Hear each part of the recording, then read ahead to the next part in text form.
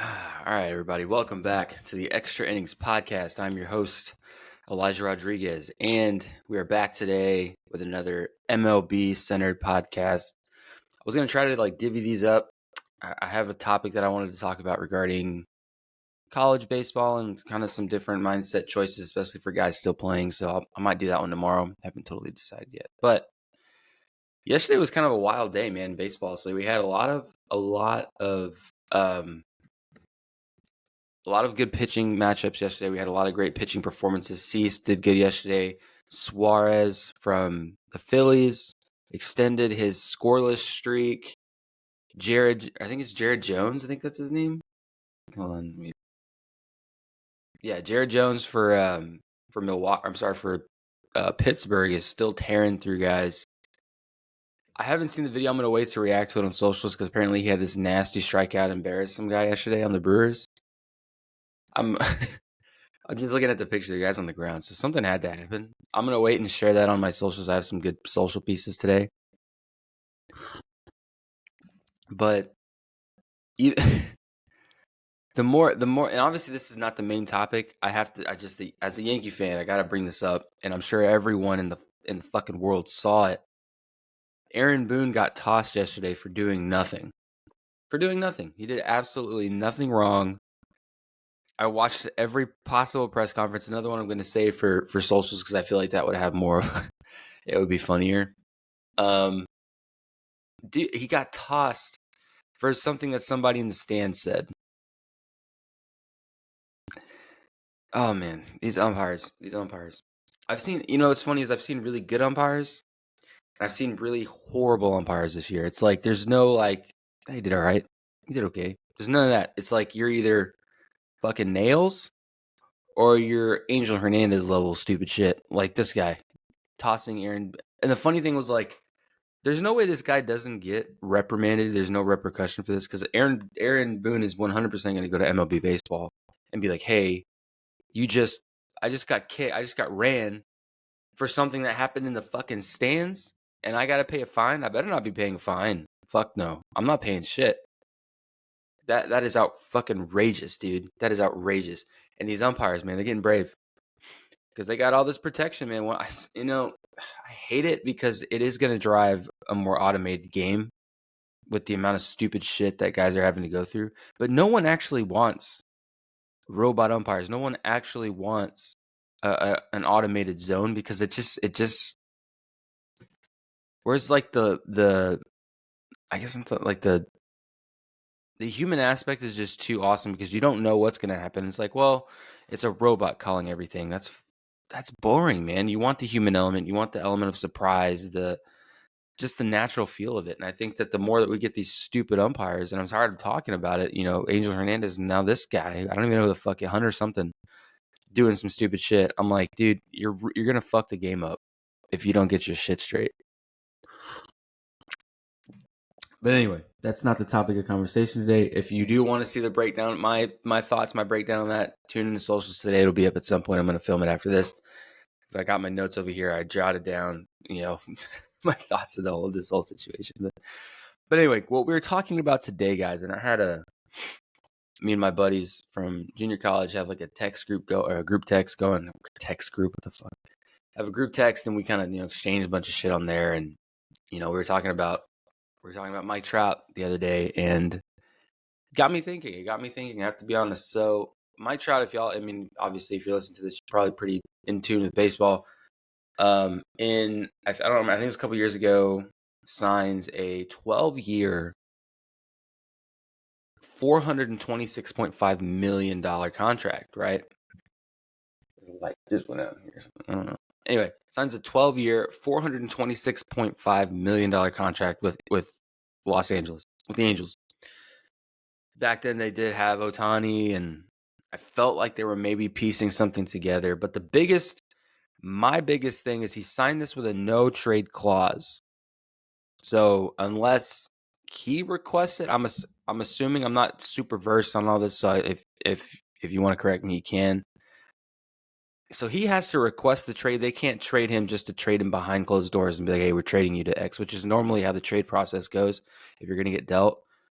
So he has to approve the trade, meaning that he probably, at that point, if you're in a proven trade, you want out of Los Angeles. My thing is, okay, so he is, and this is his stat line so far this year, guys. I mean, it's nuts. So 2024, he's got 89 at bats, 14 runs, 21 hits, 8 home runs, 11 RBIs, and 5 stolen bags. He's batting 236 with an 889 OPS and a 327 OBP. He's fucking Mike Trout, man. He's doing Mike Trout things. But here it begs the question: at what point will he leave? Because it just seems like more and more that I'm watching the Angels conduct business operations. You know, they don't seem like they want to, like they're making the right choices to want to win is my thing. And like having Mike Trout, you have this legend, Hall of Famer, a generational talent in baseball, Mike fucking Trout. You have him in center field. He's in there if he can. He's been hurt, off and on here and there for a while. But like when he's in, he's a game changer and he is doing some crazy shit in baseball. At what point, and we'll talk about this from two different sides. Let's look at it from Mike Trout's standpoint. Okay, let's go that route, right? So I'm Mike Trout. I'm an all-star. I'm putting up all-star numbers.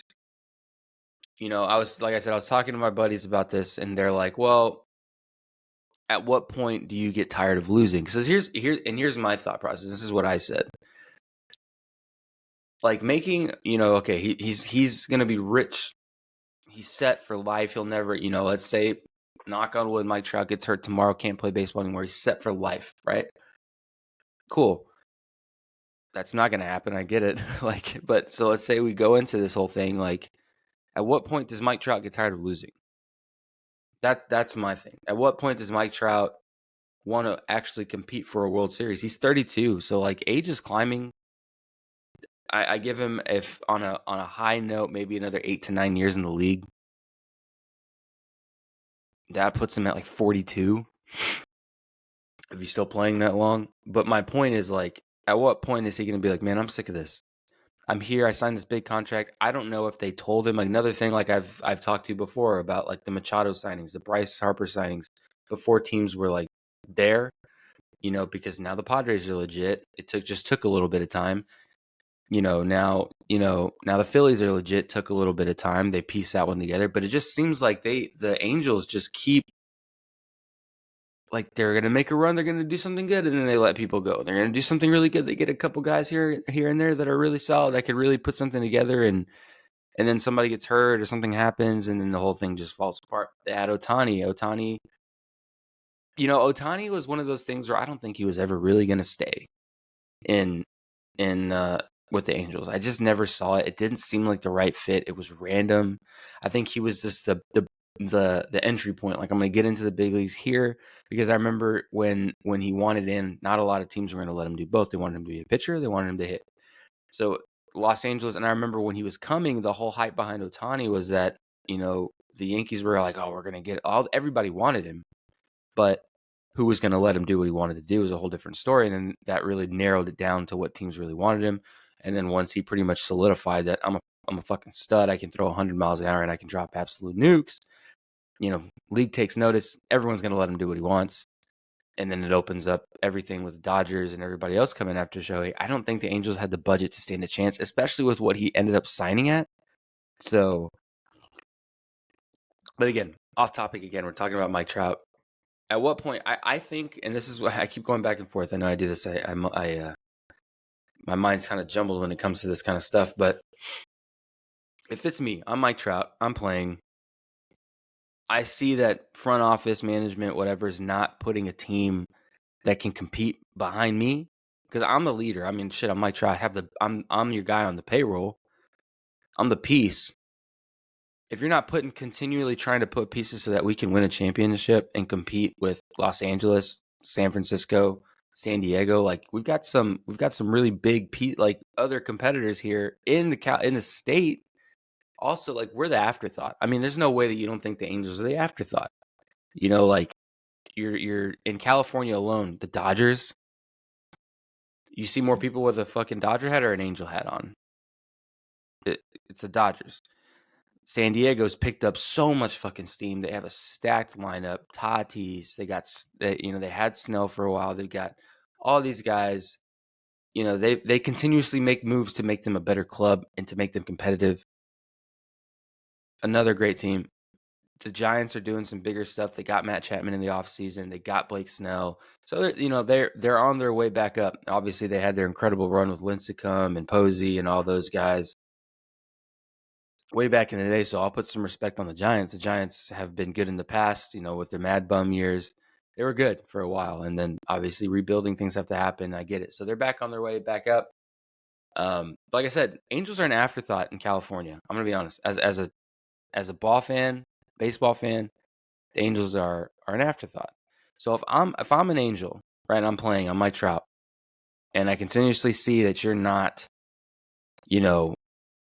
putting in the effort that I'm putting in to win ball games, like when you have more home runs or I think I forgot, has like more RBIs or something. He has some stupid stat. I gotta find it. I'll post it on socials. But like, I feel like no matter how much money you pay me, like that's fine. You pay me millions and millions of dollars to play this game. I'm cool. It's tight, awesome.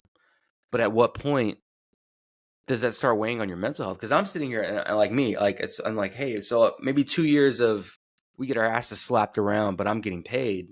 Feels okay. You're like, I don't give a fuck. But like, I just find that really hard to believe for a ball player that he just doesn't give a fuck that they're getting their ass kicked every night. So I'm sitting here saying, okay, like for me, I'm like, yeah, I can do that for about a year and a half, 2 years. I can be like, yeah, I'm doing my shit. I'm getting paid because baseball is a very individualized team sport. So it's like everyone has their own pieces to it that add into this big, team effort. But like, at what point is it like, hey, I'm cool, but I'm fucking tired of losing. I'm tired. That would fuck up my mental health. Personally, that would fuck up my mental health because I'm just like, well, here we go. We've got, we may win against the mid-major teams, but anything, playing the Dodgers, playing the Padres, playing the Yankees, playing the Rangers, playing anyone that's on a higher budget, that's got some elite talent, we're gonna get our fucking asses kicked. So I'm sitting here saying, really, how much is he gonna handle? I personally think there's gonna come a time when Mike Trout wants out of Los Angeles. I mean Los Angeles as the Angels. I don't mean like he wouldn't go play for somebody else. I think that at some point he will get to a moment. I think it's more sooner. I think it's sooner than you think because he's 32. He doesn't want to be the Dan Marino of the MLB. All these accolades, all these stats, all these records, never won a fucking championship. I think that that's like the missing piece on a lot of athletes' mantles. I think that that's what I mean, if like, I just don't see how you compete in the MLB at his stature and level and not try to go get a championship somewhere. I don't see it. I don't see it. I don't see how a player can do that. But I personally think Mike Trout dips out of Angel County, whatever they call it, Los Angeles Angels, hops out of there sooner than later. I really believe it. I just think that he's going to get to a point where he's like, I gotta at least try to get a championship here. Now, with that being said, let's look at the Angels, because I don't want to discredit that they don't have anybody, because that would be facetious of me. So let's see what we got here. So here's the depth chart for the Angels. All right. So the rotation, we got Tyler Anderson, Patrick Sandoval, Reed Detmers, Canning, Silseth, IL, Bachman. So Soriano and Silseth are the only pitchers that I know on this roster. So there's that. Interesting enough, my boy Carson Fulmer is on the 40. That's awesome. So out of the bullpen, they've got Carson Fulmer. They've got Hunter Strickland. Two good guys. Jose Suarez, he pitched last night, not bad. Luis Garcia, not bad. Cisneros. So they got a good bullpen. I feel like Matt Moore. Matt Moore. Wow. So they got a lot more guys in the bullpen that I think have a name than anybody else. Catchers, we got Matt Tice and Logan O'Hop. First base, Drury, Sano, obviously. Second base, Drury, Renfro, Regidifo? I don't know that guy. Yeah, Rendon, but Rendon's on the IL. Sano again. They got a lot of guys that can really push around all over the infield. Mike Trout, they got Aaron Hicks. and Hicks again, Moniak, Ward, Taylor Ward, designator. So this seems to be the lowest they've been for a while. I'm not gonna lie. The star power in Los Angeles for the Angels is not great. So even more a point, if I'm Mike Trout, I'm getting the hell out of Angels world over there. I don't get it. I don't get it. I get that, and here's the other thing. So I can see both sides. Every player just wants to get paid. They want to solidify. These guys have families. This is their place of employment. So you're going to go after the cash. I get that 100%. And for a long time I didn't understand that because like I said, from a competitor standpoint, as a past athlete, somebody who's obviously never been on this stature, right? I'm sitting here going, yeah, money's great. And maybe it's a personal thing. A lot of guys don't give a fuck. Maybe they just want to get paid, which is probably true. But I'm sitting here saying, okay, it's fine. I get paid. But like after you make a couple million, if you're smart, you can make that last, right? So you don't need these massive contracts. But who wouldn't want these massive contracts? What I'm saying is I would rather take, like, if I'm like, okay, I got the Angels over here offering me a 12-year, $345 million contract, right? But then I look at the Angels, and this is what the Angels have to offer me, right? So it's like, well, we're going to you have to make me a fucking promise that you're going to make an effort to get some fucking dudes in here so we can do something, we can be competitive, right? So you have that, right? Or, 12 years, 345 million. Or here comes, name a team. I don't know. Somebody who's competitive. The fucking Braves. Here come the Braves. We'll offer you 6 years, 175 million. Obviously, fine details probably differ, so there'd be some other things going on. But the two contracts, I'm sitting here saying, okay, 340 for 12 years. I got to spend 12 years. I got to be there. I got to do shit there for 12 years. No trade. Let's say no trade clause on the Angels one. Okay, cool. So they won't trade me unless I agree. I sign off. I say it's okay. Or I can go to Atlanta, I can go to San Diego, I can go to New York. They've got some pieces. They're constantly working to become something. I know management's always wanting to win. Do I sign for less? Would you sign for less? I think I would. I think I would because at some point I'm going to say, okay, that's a lot of great money, an extra X amount of money, but I can go win something. I can make something of this career. I don't have to go sit and play one man ball in Los Angeles. I can go play in Atlanta. I can go play in New York, and we can become a team, and we can win. We can compete. That means more than an extra couple $1,000,000 in another 6 years of my life. I'm rather going for that. That's me personally. A lot of people don't think that way because the more that I've met guys, it's like, yeah, I got to solidify for my family. I got to make this last because in reality, guys, a lot of these guys, and we're talking lower than Mike Trout. We're talking guys that aren't at that stature. No Judge, no Mike Trout, these big names. You don't know how long your time's going to be in this game. So I see it both sides. I do. I see it. And the more that I've met pro guys and I've had these conversations and we've talked about, thankful that they're that, open with me to talk to me about certain stuff like this, especially financials, is really eye-opening because I get it. I understand now. It's like, oh, I get it. You don't know how long you're going to be in this game or how long this game's going to be kind to you because this game is fucking brutal. It's a brutal game that'll turn over on itself, right? So it's like, I get it. If you have the opportunity to make some money and be set for fucking life, make the money.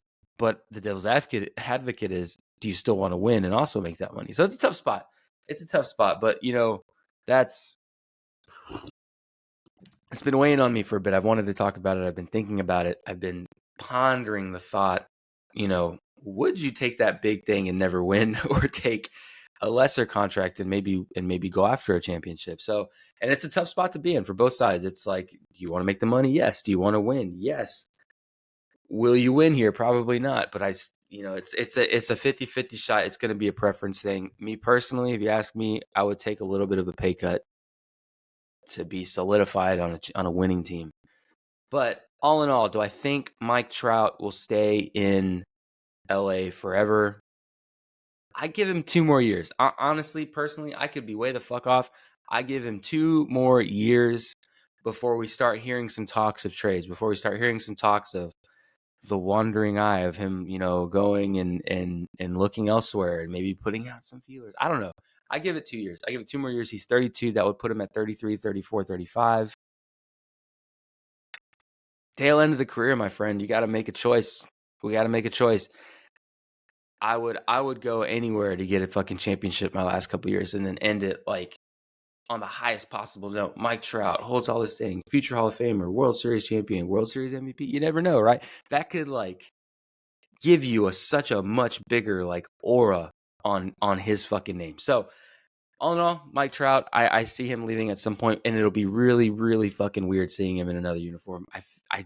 Maybe I'm ahead of myself. Maybe I'm thinking a little too far ahead because it is a 12-year three. It's a massive contract, so you'd also have to find someone to buy that shit out. I just think that he'll make it happen some way or another. He gets out of LA and he goes and he competes for a championship. But yeah, good conversation, short conversation today, guys. Just a quick thought that I had. I want to talk about.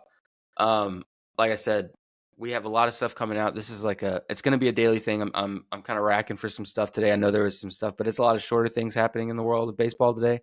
So be sure to tune into our socials. If you're listening to the podcast, tune into the socials, tune into YouTube. I've got some cool videos coming. I did want to do a breakdown of this thing that happened a long time ago, one of my favorite moments. So we've got some really cool social content coming today and tomorrow and probably on Friday. So be sure to tune into socials, follow, subscribe on YouTube, TikTok, Instagram, Twitter. But yeah, guys, thanks for listening, and we'll catch you guys tomorrow.